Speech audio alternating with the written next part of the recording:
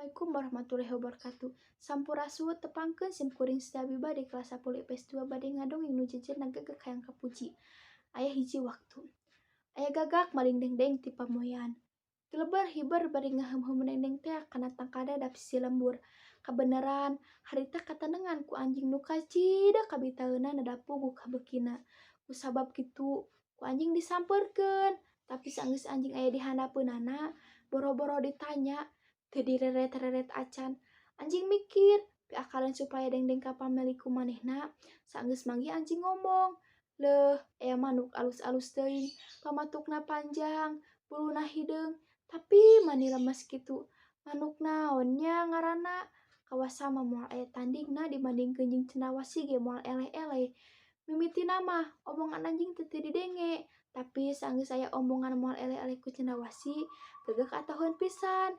Manehna kungsi beja, yen cenawasi teh manuk panghadena, tapi cek anjing manehna moal eleh-eleh. Kitu nu matak manehna ngarasa ngeunah ku pamuji anjing. Malah cek pamikiranna deui asa hayang ngabagieun dendeng jeung anjing, ngan kusabab hese meulahna kahayangna teu kalaksanakeun. Anjing nempog beungeut gagak marah-mah saenggeus dipuji ku manehna. Cek pamikiranna pasti usahana hasil. Cek pamikiranna deui naon hesena muji-mujina keur ngahontal kahayangna. Kusabab kitu pok deui anjing.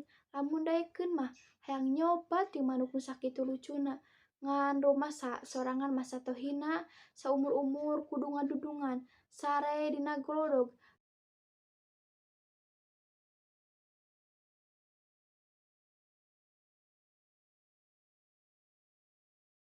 Ngadenge pamuji anjing nu sakitu ngeunahna. Gagak pohok keur ngahem-hem dendeng. Ngok we disada gok-gok cenah.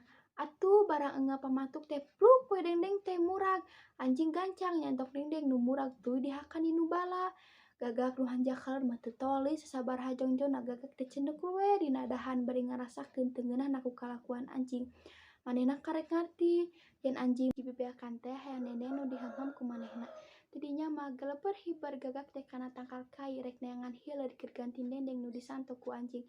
Sakitu dongeng nu ti sim kuring. Wassalamualaikum warahmatullahi wabarakatuh.